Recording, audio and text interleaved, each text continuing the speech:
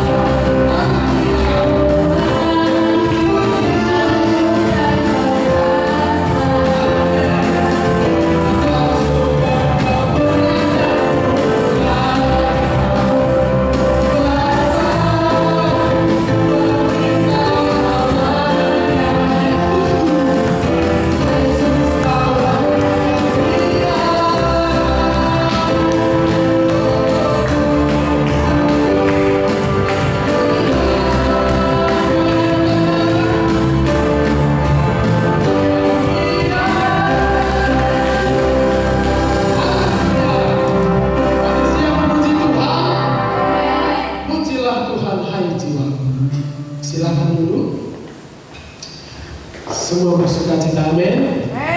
Kita siapkan hati kita akan menyembah Tuhan. Kita cari hadirat Tuhan. Bapa, kami bersyukur karena kehadiran-Mu sempurna bagi kami Tuhan. Setiap hari Tuhan tolong kami, setiap hari Tuhan jaga kami, dan kami mau menang terus bersama Tuhan. Kami merindukan hadirat-Mu ya Bapa.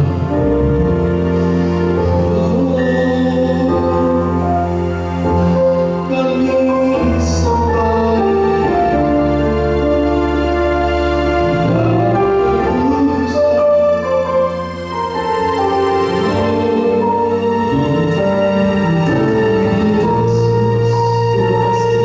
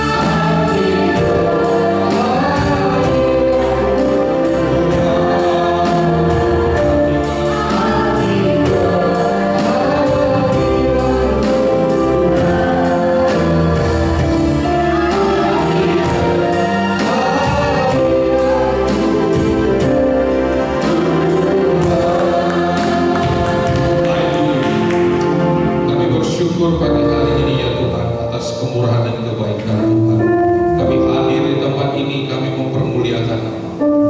Inilah kami anak-anak-Mu Tuhan yang memuji dan menyembah-Mu. Bertahtalah di atas pujian kami ya Aba, karena untuk itulah kami datang hari ini memuji dan menyembah. Sebentar juga Tuhan, biarlah Engkau berkata-kata bagi kami, kami mau duduk diam, kami mau mendengarkan firman. Karena firman-Mu akan membawa kami dalam kebahagiaan, sukacita, dan masa depan kami Tuhan kami letakkan di atas firman, dan kami percaya bersama-Mu kami akan memperoleh kemenangan. Kami bersyukur Tuhan untuk firman-Mu hari ini, melengkapi kami semua. Allah Roh Kudus beri pengertian yang baru, kekuatan yang baru, sehingga ketika firman itu dibagikan kami mengerti dan kami melakukannya. Terima kasih Tuhan. Kami siapkan hati, pikiran, fokus kami untuk menerima kebenaran firman Tuhan di dalam nama Tuhan kami Yesus Kristus. Bersama-sama kita katakan amin. Silakan duduk anak-anak muda yang dikasihi Tuhan. Yuk kita di setiap budi. Shalom. Mana suaranya? Shalom. Haleluya. Hari ini di penghujung bulan apa ya? Januari ya. Kita akan masuk ke bulan Februari dalam apa ya? Tema besar kita itu adalah penuaian ya, penuaian besar-besaran. Coba kita buka hari ini apa ya? Matius 11 ayat 28 sampai 30. Hari ini kita akan belajar tentang ujian kehidupan.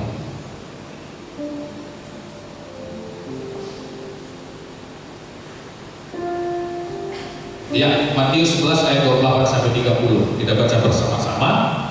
Sudah dapat semua?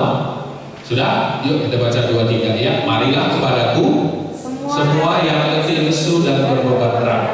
Aku akan memberi kelegaan kepadamu. 29. Pikulah buk yang kupasang dan belajarlah padaku. Karena aku lemah lembut dan rendah hati, dan jiwamu akan mendapatkan ketenangan. Ayat 30. Sebab buk yang kupasang itu enak dan bebanku pun ringan. Ya kan? Belakangan ini mungkin beberapa bulan yang lalu beberapa teman-teman itu mengikuti ujian ya. Ada yang ujian kenaikan kelas, ada yang ujian apa sekarang lagi musim-musimnya, ada ujian masuk pegawai negeri ya kan, ada ujian-ujian yang lain ya. Kita tahu bahwa untuk mencapai segala sesuatu dalam kehidupan akademis kita, kehidupan yang namanya profesional kita, apalagi yang sekolah, untuk naik dari satu kelas ke kelas yang lain itu hanya satu cara. Apa itu? Ujian. Dari prinsip di atas kita belajar ya bahwa untuk bisa naik dari satu level ke level yang lain, dari naik satu kelas ke kelas yang lain, itu dibutuhkan yang namanya ujian. Haleluya. Begitu juga di dalam Tuhan, kawan-kawan sekalian. Konsep dunia ini ditiru. Ya, konsep ini ditiru oleh dunia. Sebenarnya adalah konsep Alkitabiah. Ya, kita butuh ujian untuk naik dari satu tingkat ke tingkat yang lain. Iya, dari kelas 2 ke kelas 3 ujian, ya kan? Si Ica dari kelas 1 ke kelas 3 harus ujian dan harus apa? Lulus. 2, 3 ya, katakan lulus. 2, 3 ya, lulus. Kalau nggak lulus harus ya. Ujian itu terjadi juga dalam kehidupan kita, kawan-kawan sekalian. Bukan hanya ketika kita ingin menggapai sesuatu, ya. Apalagi kalau masuk kerja nanti, ya kan? Ini Bang Sandi udah tamat ya, San? Udah tamat kan? Tahun ini sudah, ya kan? Apa udah tamat? Belum. Tamat, nanti ketika mereka tamat, ya kan? Mereka mau masuk ke suatu perusahaan, mau ke suatu gereja, pengembalaan, pasti ada namanya interview, itu ujiannya. Ya, di depannya ada seorang yang akan bertanya, apa yang kau ketahui tentang sekolah guru agama kan? Dia kan? Nah, dia masuk mungkin ke sekolah Kristen, kepala sekolahnya akan duduk di depan, jadi depan. Perkenalkan nama saudara, nama saya. Apa yang saudara tahu tentang itu? Oh, diuji. Harus lulus untuk sampai pada jenjang. Begitu juga kehidupan kita, kawan-kawan. Itu nggak jauh beda. Dunia ini meniru apa yang terjadi dalam hati. Iya kan? Begitu juga dengan apa yang terjadi ketika Daud. Ujian Daud itu adalah Goliat. Ya. Begitu juga dengan Daniel. Ujian Daniel itu adalah gua singa. Ciri ujian itu, yang pertama, ujian tidak pernah enak. Tidak ada orang pernah suka ujian. Tidak ada. Nobody. Ujian itu melepas yang namanya kenyamanan kita. Iya kan? Ada yang besok ujian, hari ini dia pergi sama kawan-kawan yang pergi makan KFC. Gak ada. Semua mukanya murung. Kenapa kau murung? Nah, besok ujian aku tiga ujian. Bahasa Mandarin, matematika, sama kimia. Wah, pusing ya kan? Ujian itu menarik yang namanya kenyamanan kita. Yang biasanya kita bisa nonton drakor, ya kan? Cuyun apa sekarang? Drakor itu ya kan? Nonton Netflix. Hari itu kita tutup Netflix. Yang biasanya kita buka Facebook, nge-scroll TikTok, kita tutup itu. Kenapa? Karena besok kita ujian. Ada beban di dalam itu. Begitu juga kehidupan. Ada suatu masa Tuhan tempatkan kita dalam sebuah ujian. Seperti yang dialami oleh Daud.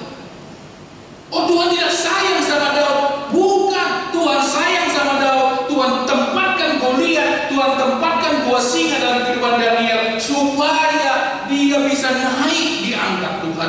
Tuhan tidak bisa angkat levelmu kalau tidak masuk dalam ujian. Amin. Haleluya. Semua kita mau masuk dalam ujian bersama Tuhan. Coba lambaikan. Yes. Tentu ujian untuk anak SD, ya kan?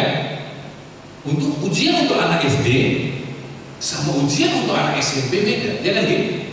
Ya kan? Gak mungkin dikasih soal tambah-tambah untuk anak SMP. Begitu juga ujian untuk anak kuliah beda.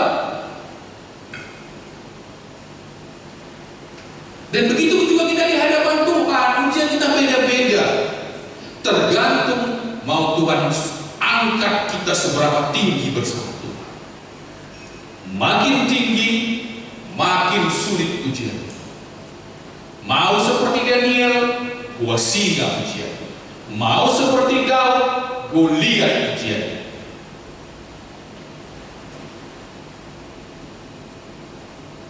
So kita harus berat ternyata. Tidak. No friend, no bro, nggak berat. Firman Tuhan kita kembali. Coba buka ayat tadi lagi. Apa syarat-syarat supaya kita bisa melewati ujian ini dengan fine, dengan sukacita, dengan damai sejahtera? Ya, coba lihat. Syaratnya apa pertama? Jalani dengan sukacita.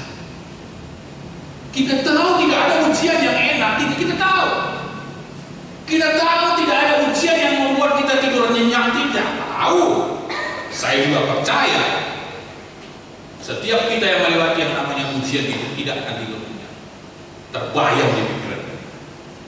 Tapi firman Tuhan katakan jalani dengan sukacita, hadapi dengan sukacita. Firman-Nya katakan pikulah yang kupasang di ayat yang terakhir, coba ayat 30. Lompat ke ayat 30. Sorry, 29. Pikulah kuk yang kupasang dan belajarlah pada, kata firman Tuhan. Jalani dengan sukacita. Tahu kuk itu apa? Zaman dulu itu, kalau keledai itu ada seperti tempat gandengan bebannya, ya kan? Gandengan beban itu kiri kanan seperti dikasih keranjang, ya kan gitu ya? Ya kan? Dikasih keranjang kiri kanan, ya kan? Kata Tuhan,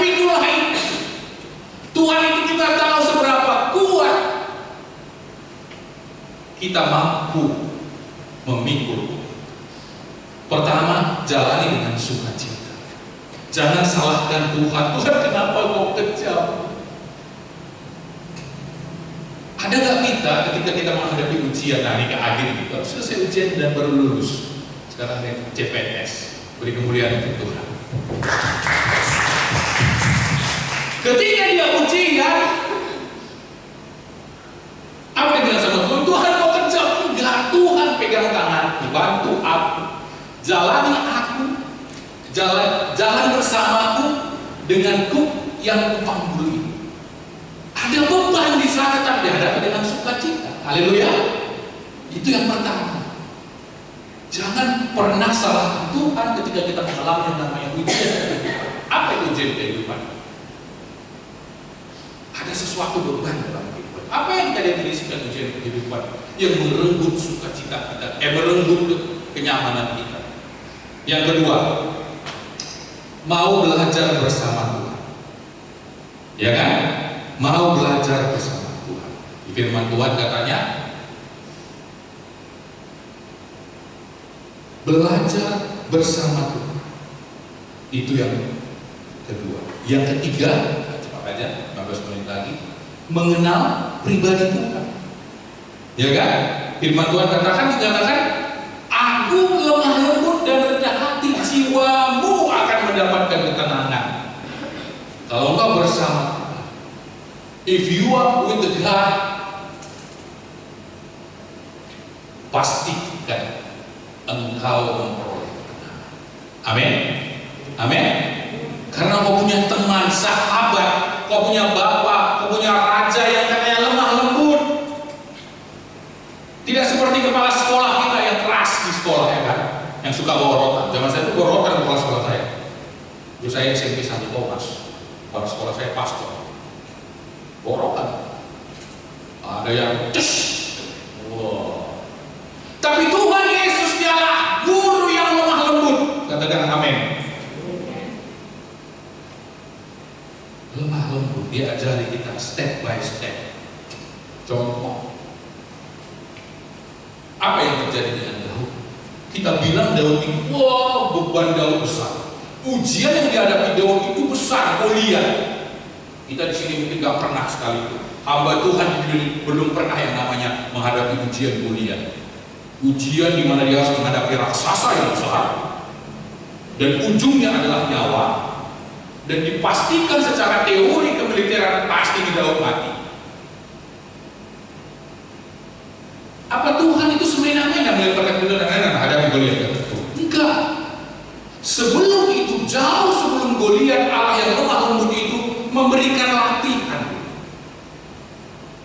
Apa latihannya? Dia berikan dulu binatang-binatang untuk dihadapi.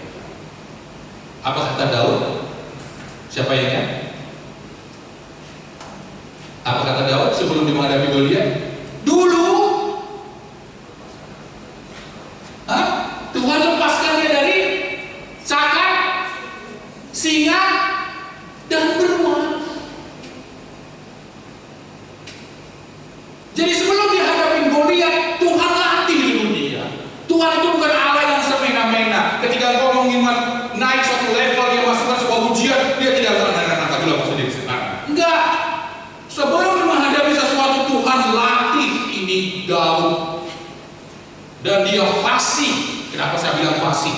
Ketika dia memilih batu, dia tahu batu yang terbaik yang bisa digunakan untuk mengenai dan dia tahu ahli-ahli yang terbaik. Itu artinya selama hidupnya Tuhan latih dia untuk satu tujuan, untuk satu ujian di mana dia akan diangkat Tuhan menjadi raja, dan pintu ujiannya itu adalah Goliat. Haleluya.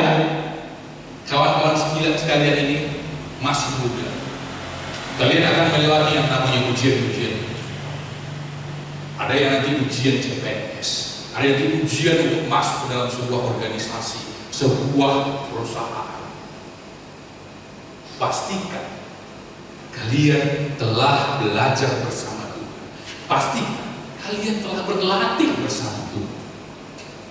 Haleluya. Karena Tuhan kita Allah yang lemah lembut dan rendah hati. Saya dulu pernah punya tentor ya kan. Ini dia. Saya tanya, Bang, ini gimana cara menyelesaikan soal ini? Masa gitu aja nggak tahu aja. Tuh, sakit hati saya. Tahu tentor? Tahu ya?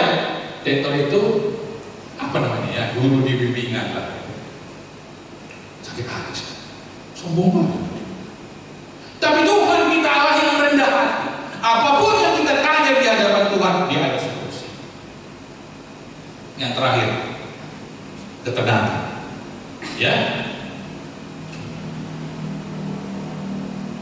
kita butuh yang namanya ketenangan.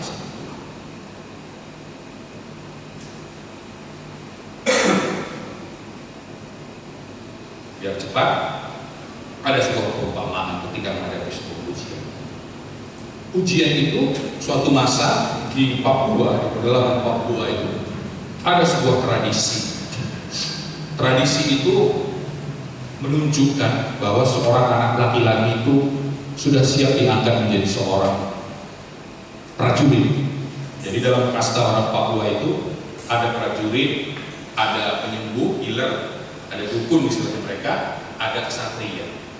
Seorang anak laki-laki yang sudah mulai dewasa itu sudah dikatakan masuk umurnya untuk menjadi seorang kesatria.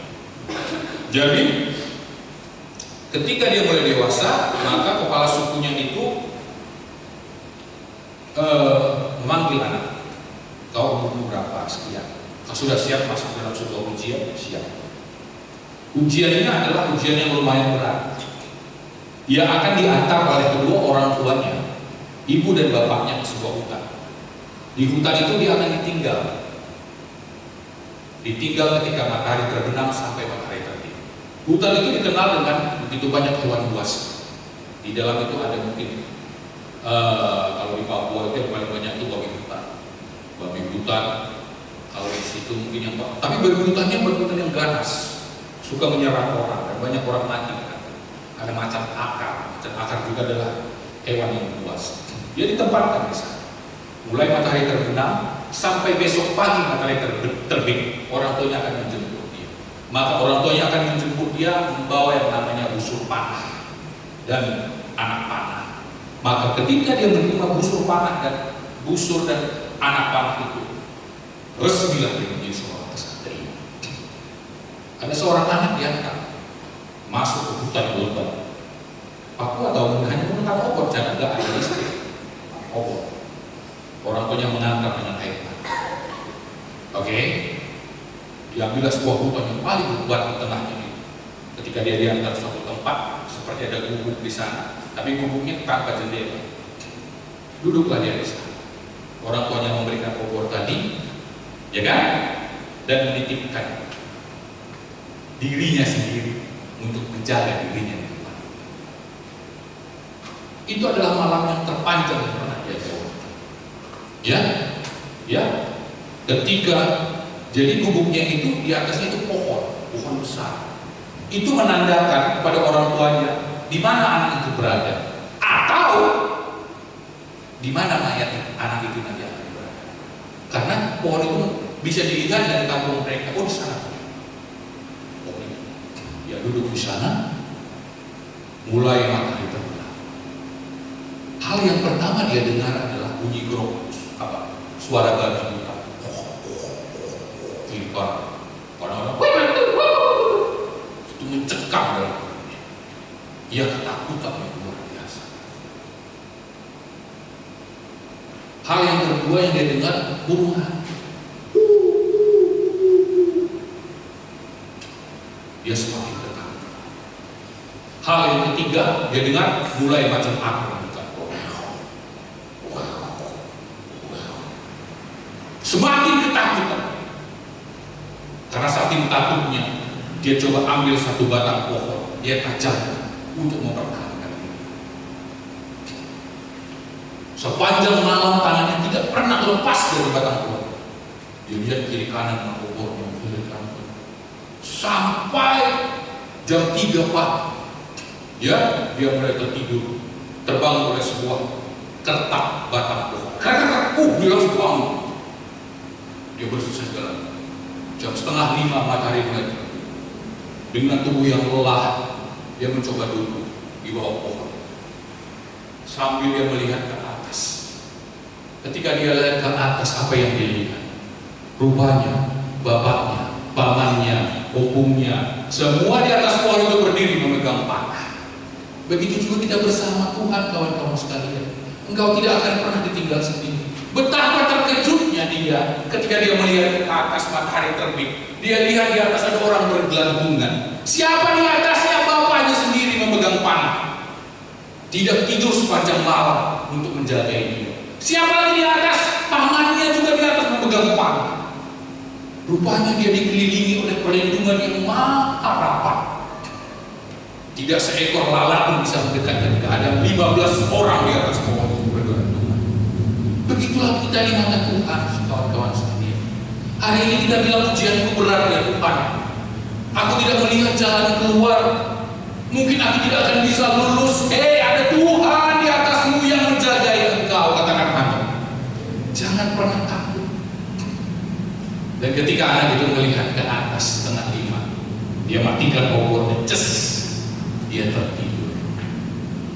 Jam setengah 7 pagi, dia pura-pura tidak tahu orang tuanya datang membawakan busur dan panah. Dan dia berkata, ternyata ujian itu adalah hal yang menyenangkan. Yang dibutuhkan hanya keberanian, yang dibutuhkan hanya bersama Tuhan. Untuk melewati ujian, kalian anak-anak muda akan bagi banyak ujian. 2 yang kalian butuhkan: keberanian, ketenangan. Yang terutama butuh dukungan, butuh support, butuh Allah yang menjaga kita dari atas. Amin. Sehingga nanti kalian akan melihat yang namanya promosi-promosi dari Tuhan. Berjalan bersama Tuhan, libatkan Tuhan dalam segala hal. Maka setiap kehidupan, setiap ujian yang kalian hadapi, itu akan membuat kalian tersenyum dan menjadikan modal iman yang besar dalam kehidupan kalian. Haleluya, haleluya. Berikan kemuliaan untuk Tuhan. Kita tutup Alkitab, kita berdoa. Saya undang para WR. Ingat, terima kasih Tuhan. Biarlah firman yang sederhana ini Tuhan materaikan dalam hati kami. Kami semua adalah pelaku-pelaku firman. Kami tahu Tuhan, kami anak-anak yang siap kau bawa naik, kau promosikan menjadi terang dan garam, sehingga lewat hidup kami nama Tuhan terpancar. Lewat hidup kami orang melihat kemuliaan Tuhan. Dan kami semua Youth Betani di sini akan Tuhan pakai luar biasa di tahun 2025 menjadi kesaksian yang besar, menjadi terang dan garam yang akan memberi rasa bagi dunia, yang akan membawa keindahan bagi dunia. Terima kasih Bapa. Terima kasih untuk firman-Mu. Kami akhiri firman-Mu di dalam nama Tuhan kami Yesus Kristus. Bersama-sama kita katakan amin.